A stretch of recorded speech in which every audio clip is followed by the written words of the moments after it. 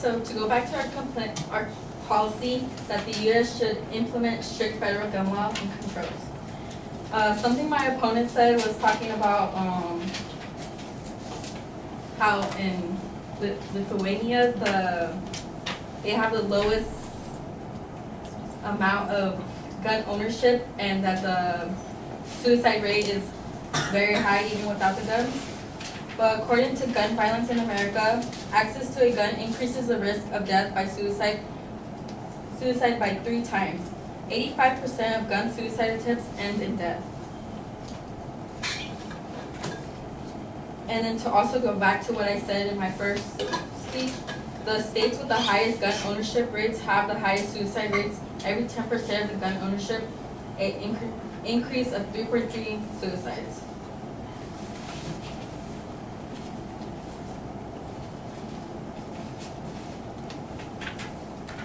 And then he talks about how the renewal of the gun permits and buying them.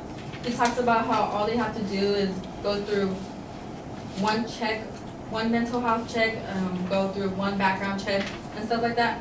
But in an article of gun background check system riddled with flaws, it talks about how many states they aren't meeting the requirements of actually background checking, and that they only go through one mental health back check the first time and not while they're renewing it.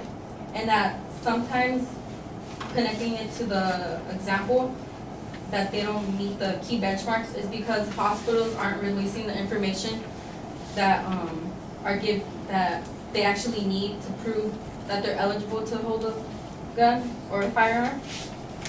And then he also talks about how there's always loopholes and people can find a gun in any certain way.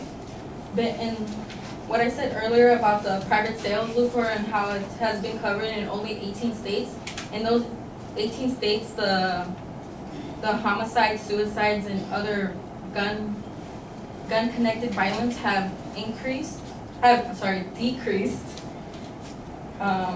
majorly. And that those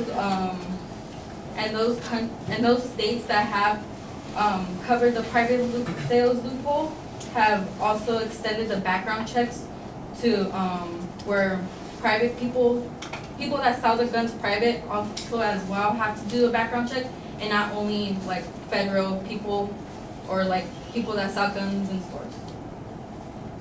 And it also connects to the gun show loophole, how certain states have covered it where selling guns in gun shows connected to stores or the government.